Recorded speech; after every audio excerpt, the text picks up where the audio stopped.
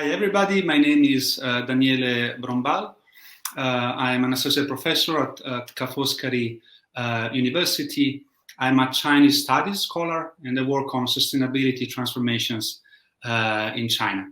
And with this dialogue today, I'm very happy to meet with Susan Moser. Hi, I'm just delighted to be here. Thank you so much for inviting me to this, and to everyone who's listening. It's wonderful to have this opportunity.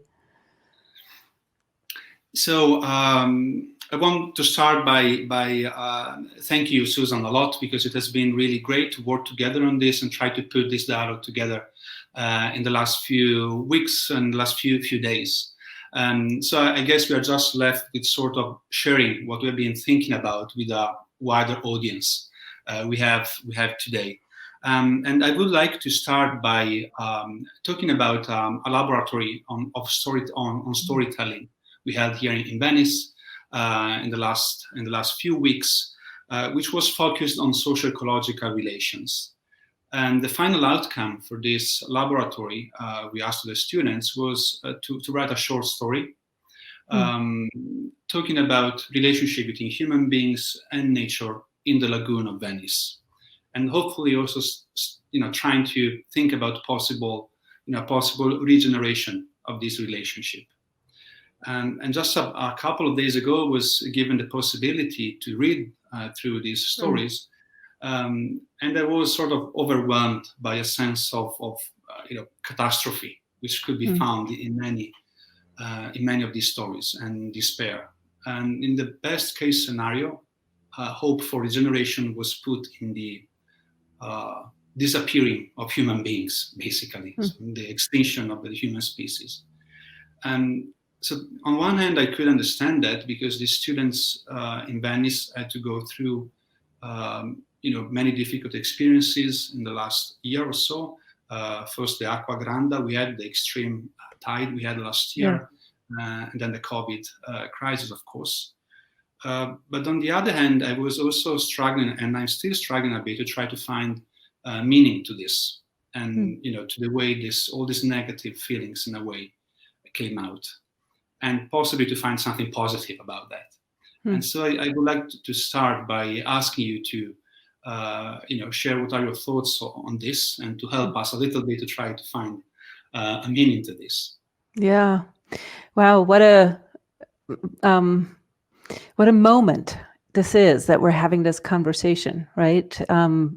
COVID is still with us. And of course, all the news about climate change that you're feeling already in very concrete ways. It doesn't surprise me, quite frankly, to hear that the students are writing about collapse, and that the only way out that they can see at the moment is for us to go away, which is devastating. And I keep hearing that in many conversations, this despair and the realization that young people have, that their future is no longer what you and I, and probably the generations before that, always thought, which is that the future is ours, and we can we can have a good life.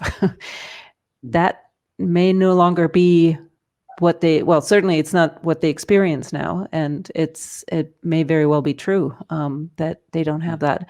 But it's, for me, such an important moment when anyone, whether they're young or older, have this moment of realizing the seriousness of the situation.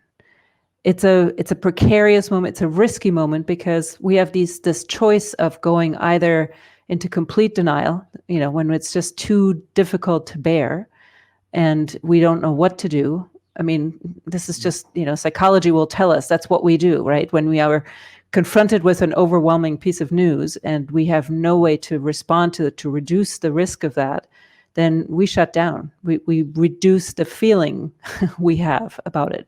And the other alternative is that we do find a way to action. We do find a way to engage constructively, to either prevent the scenario that they're expressing, or to minimize its impact, and to simply work as hard as we can toward the best possible outcome. That's, even in this situation, is still possible.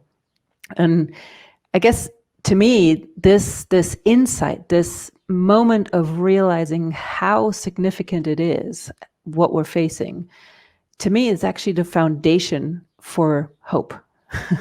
You asked for, finding meaning, and I guess here it comes. Maybe we can look at that first image that I sent you, and I can explain what I mean by that. So this first element for me for hope is that we really have a clear-eyed diagnosis of where we're at. We need that. We need to realize and anchor any vision of the future in a very realistic assessment of the present.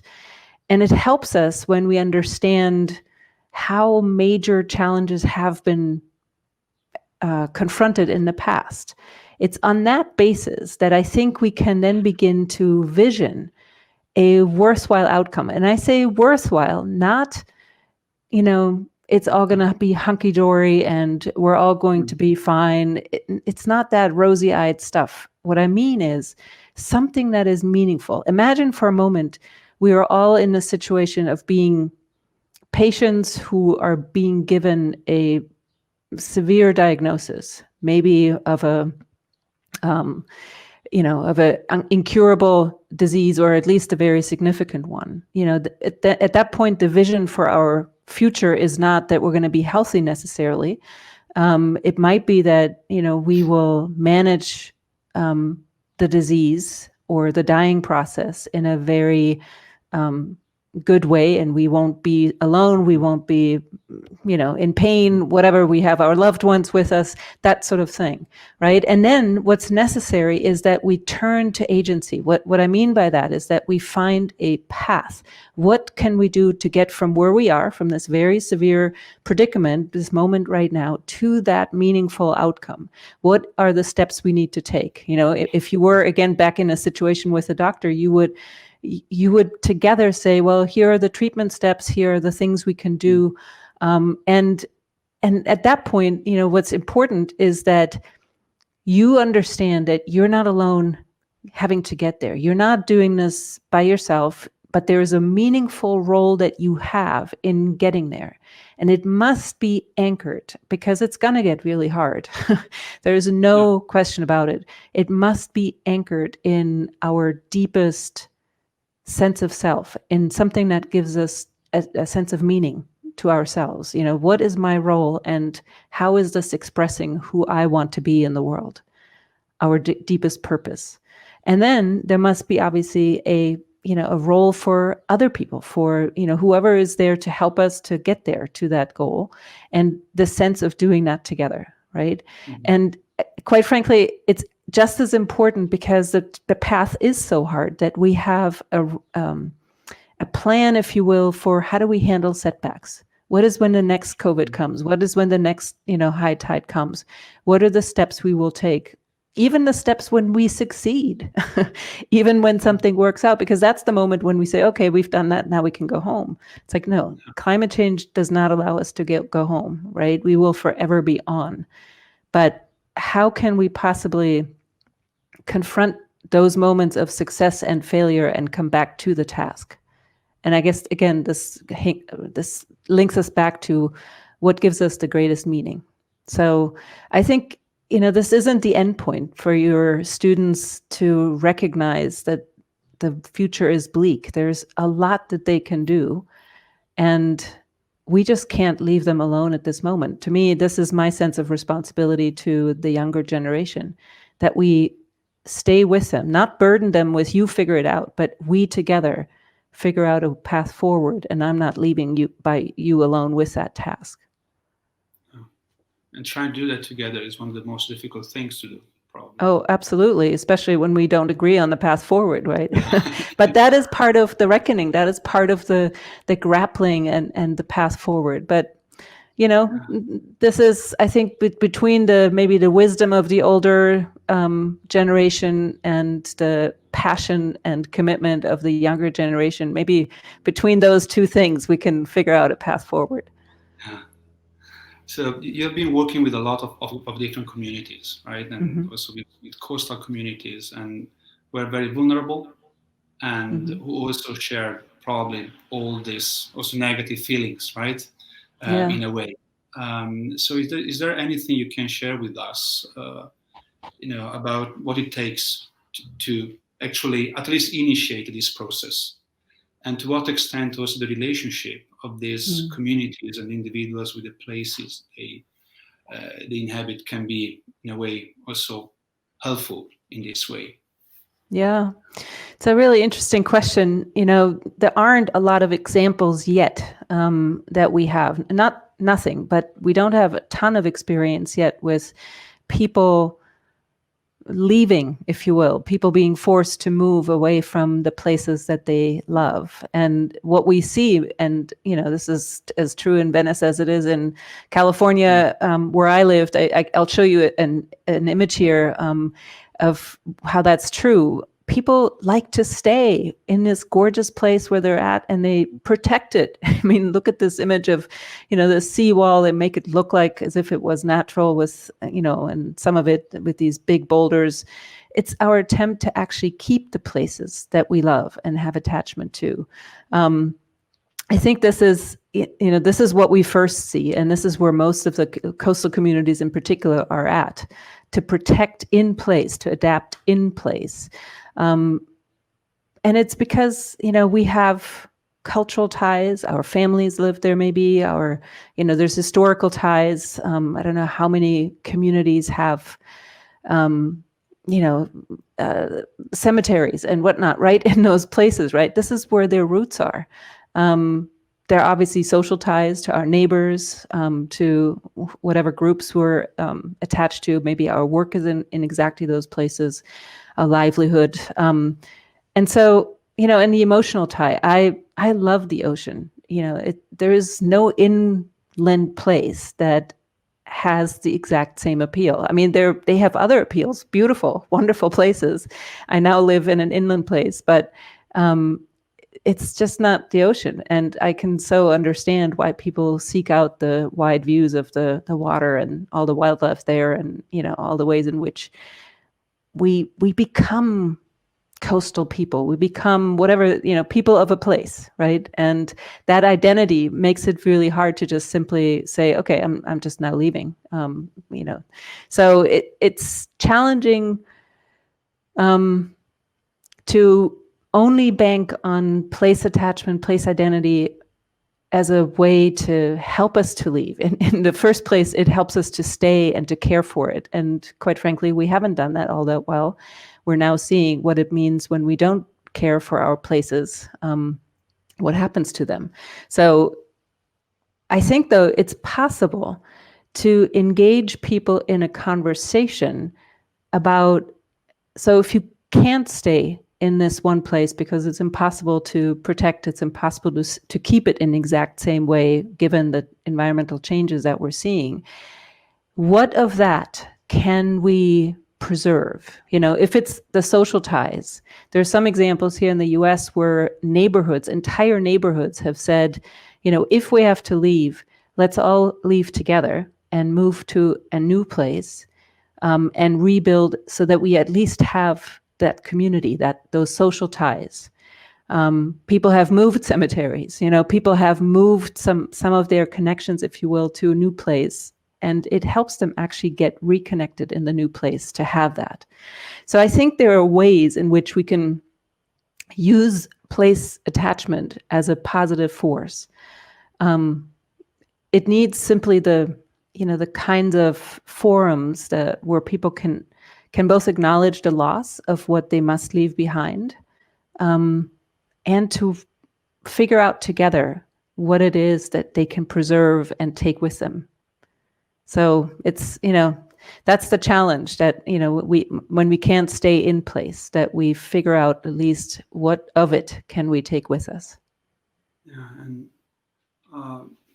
what troubles me a little bit is that sometimes we actually generate this huge loss about, and these huge damages to landscapes and to physical landscapes also, and that translates very often into also into emotional distress, of course, and also disrupt the social ties very often of communities. So I guess it is, about these processes. We were talking about coastal communities, but then for me, as an inland people, I come from the mountains, is very much actually about Same. infrastructural development. Yeah. So you have very often these processes of territorial governance, which doesn't take into account this feeling of loss. So to me, it would be very important to sort of incorporate this sort of anticipated feeling of loss into decision-making processes. Yeah. When we have actually to understand what we can, leave behind in a way, and what we should preserve. Yeah.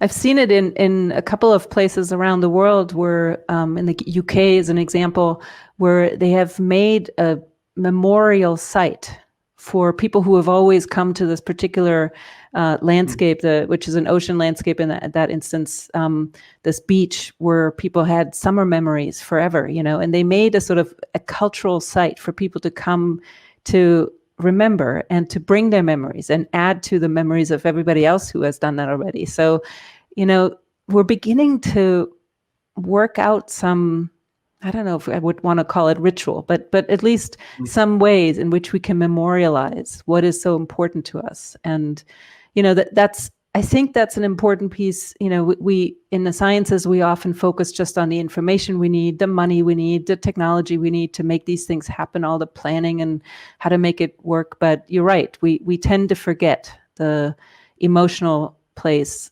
And because we do, I think most of these fights so far end up in court, where people get really angry and their needs aren't met, and they just, fight each other in the court system. So I wonder if we did that better, if we could get out of the courts and get to work. Yeah, probably, but yeah. Yeah, I think so. For sure, there is the need to find some way to change the perspective also on these things, and also on the way we decide about things.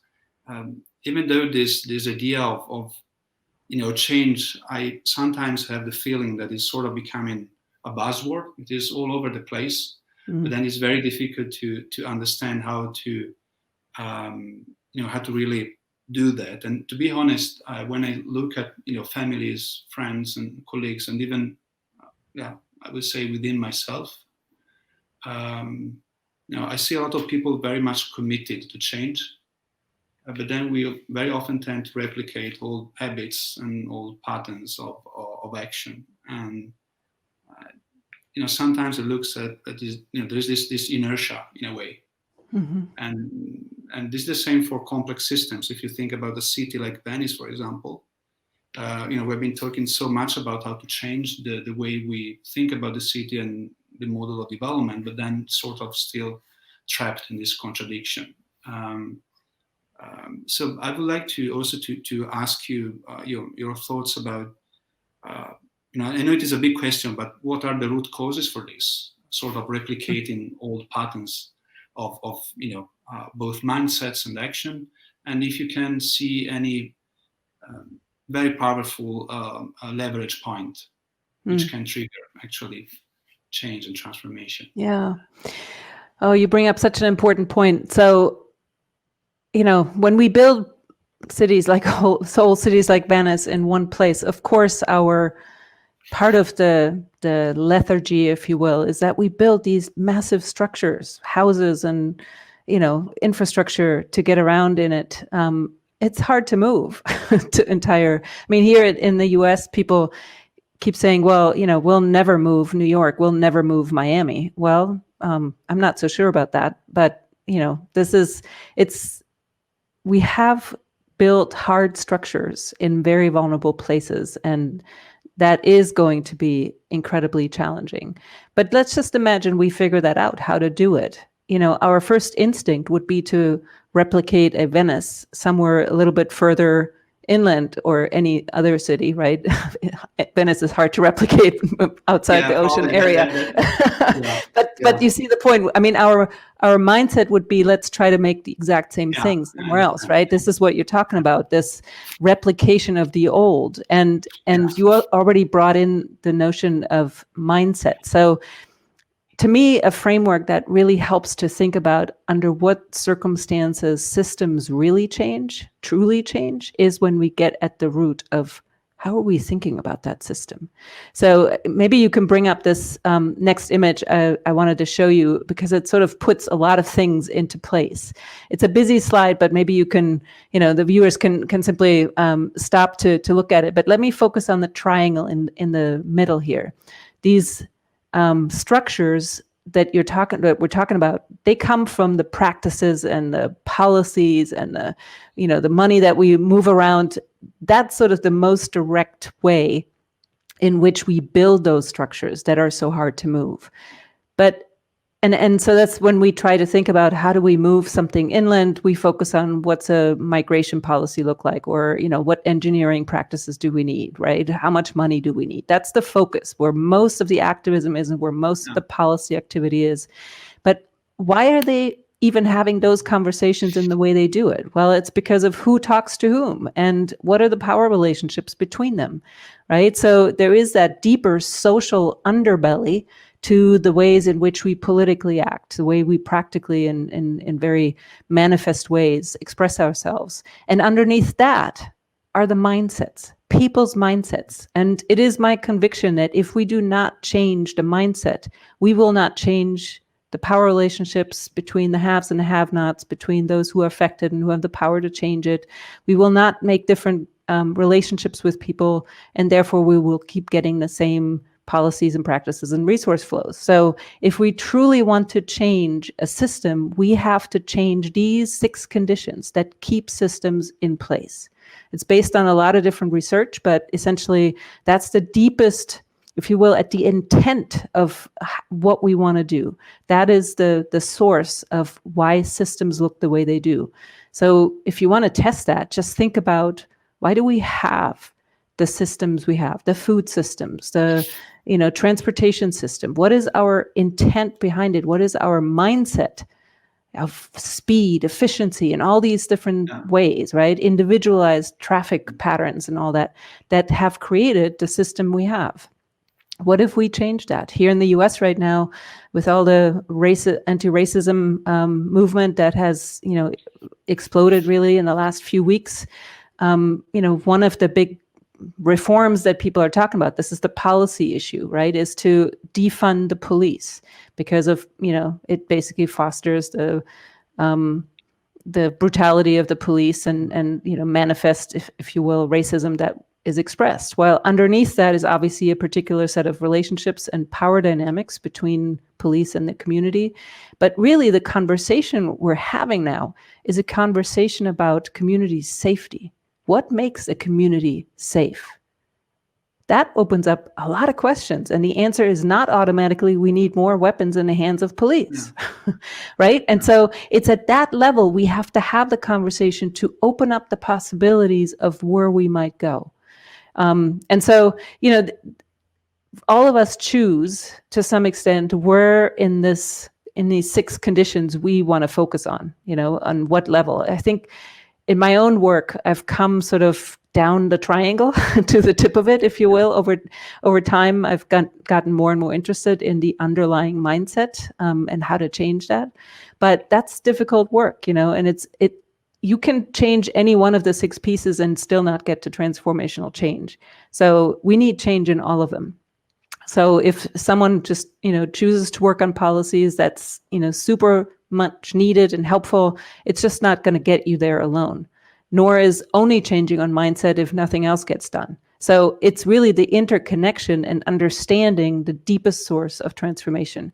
On the right-hand side of this are Donella Meadows' leverage points, basically. And for her, she also found that the greatest impact on a system is basically to think about its goals and the paradigms that lead us to have these goals, and even our power to transcend those. And from there, then you can change other system dynamics, other system interactions, and have different entry points in it. So that's, just as a sort of way to frame why we are so often stuck, is because we only work on the top layer there, on the structural material side, but not on the deepest causes of transformational change. I know when I was looking at that image, I was thinking about the role that academia can have in trying to foster this process. And I think it is, in a way, ambivalent.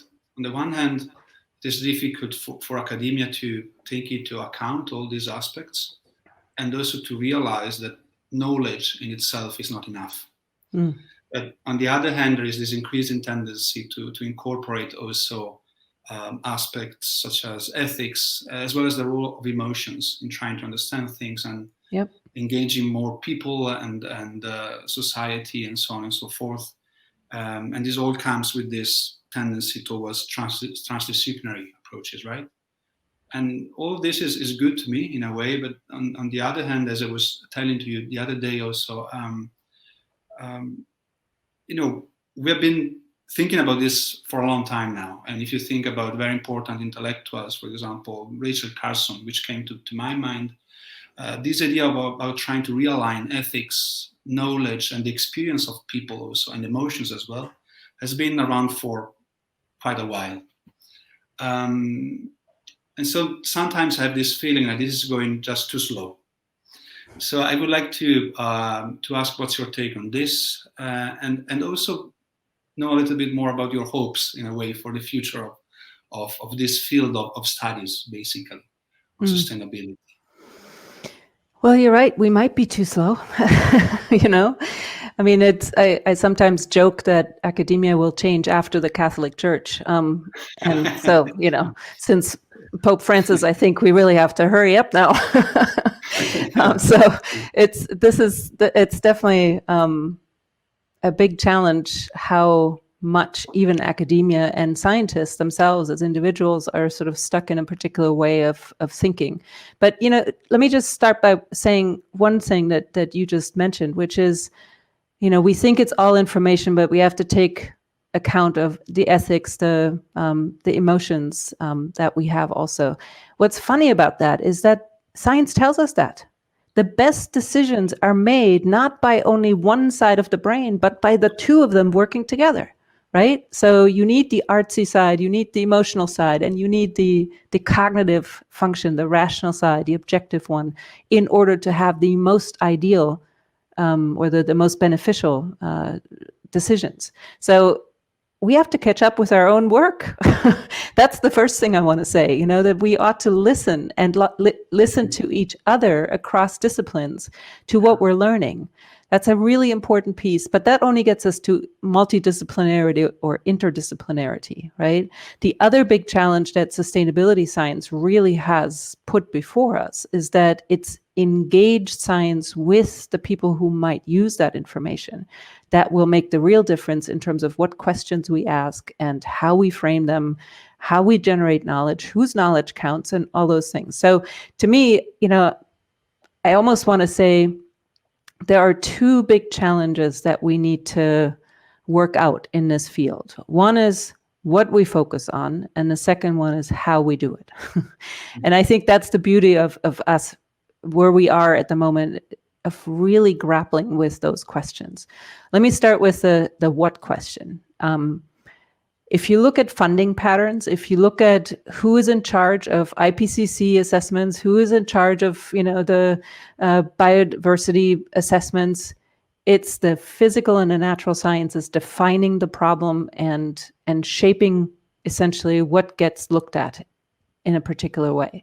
So it's remarkable that with a human-caused problem, our first and primary focus and the biggest attention, the best knowledge we have generated, is in the physical sciences. Isn't that weird? I mean, what if we reframed what the IPCC looks at primarily, not only, but primarily through a social science lens? I mean, think of would we have an assessment of power relationships? Will we have an assessment of ethics? Will we have an assessment of, behavior change in a much more front and center way? I think that's quite reasonable to consider. But it's been, clouds, it's been whatever, land use, it's been energy systems. It's like all these physical phenomena. So I think one big shift that I'm observing and that I'm hopeful about is that we're beginning to really question whether or not we're framing the problems that we're looking at in the right way. And it moves us actually into the question of the how, because why should scientists be the only ones framing that? Even social scientists. I'm quite partial to framing things in a more humanistic or social sciencey kind of way, but why should we be the only ones framing? I mean, in many ways, this is, science is incredible in terms of its very systematic, structured way of getting at something, but it's only one way of knowing what is going on. They're very tacit ways of knowing, very deep other ways of knowing a place. We talked about place attachment. That's a way of knowing, right? That we can try to describe with social science, blah, blah, blah. But really, it's a knowing in our bodies. It's a knowing in our hearts. It's a knowing in our history. So the framing it together, the co-designing and the co-framing of the problems and the challenges and the solutions, I think needs to happen with the ones actually doing it. Most of us as scientists sit in our offices or, laboratories or whatever, and we never actually push a single lever of decision making. We simply hand the information over. So that shift toward working with practitioners, working with the public, in thinking about, what is actually relevant to know. That I think is beginning to take hold. We've seen a number of, for now probably 2 decades, people saying we must. And I think we're beginning to see this as being established as a legitimate way of doing science in academia.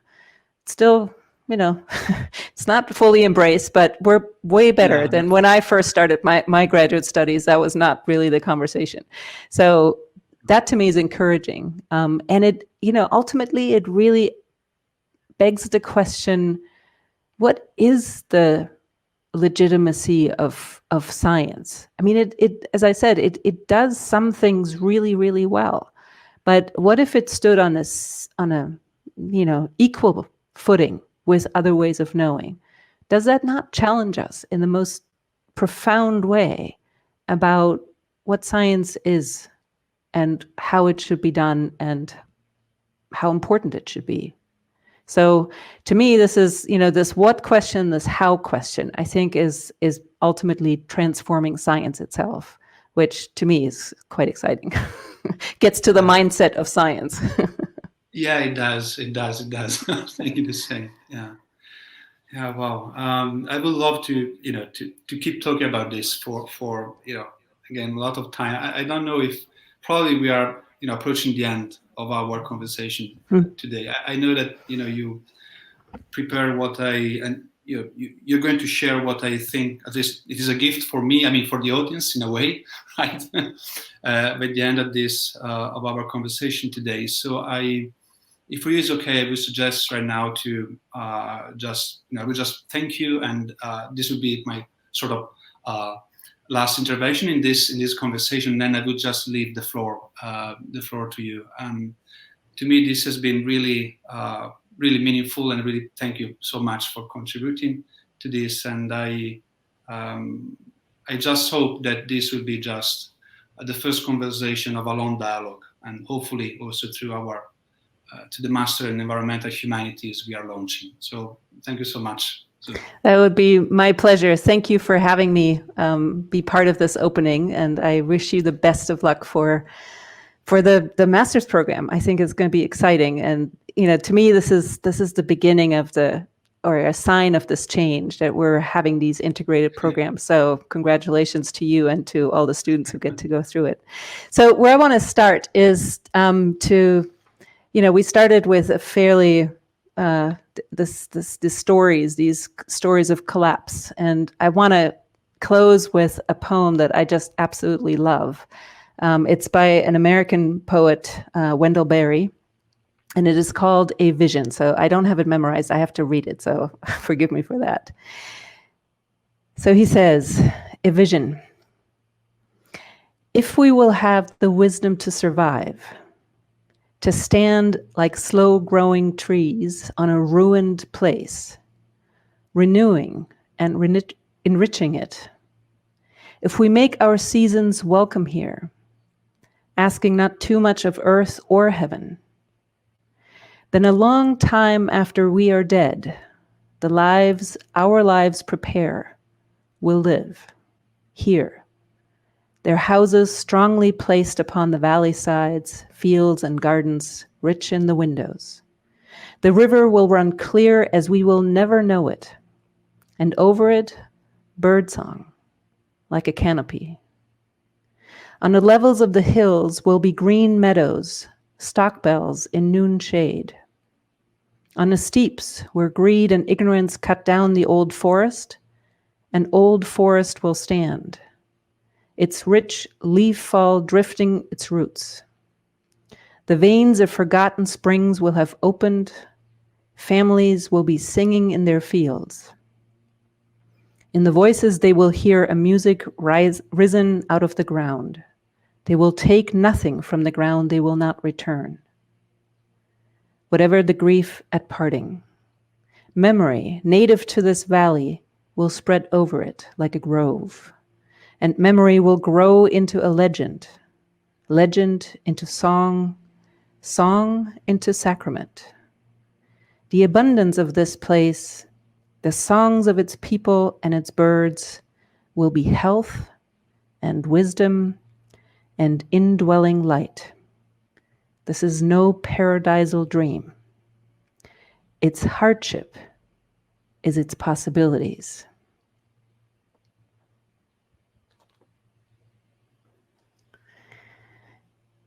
And I'll have one other poem for you, which I wrote when I lived in California at a lagoon, which I thought was quite appropriate for this master's program at the shores of another lagoon. So I will read that to you, and hopefully you'll find it as hopeful. It's entitled Setback. When the machine finally left the ravaged edges of the lagoon, littered with heaps of once tall reed choking the waters, and silence, this loud desolation, returned, the exiled red-winged blackbirds began, at first hesitant, but soon, it seemed, outraged, protesting the theft of their footholds in the tall grasses, their nests obliterated at the wet feet of the willows, their homes taken without consent. All day long, they've been shouting their agitated confusion over the clear-cut shores, sharing the facts of destruction with their displaced neighbors, debating amongst themselves with the urgency of no cover whether to go or whether to start, exposed and terribly late in the year, here, in this place, a new nest.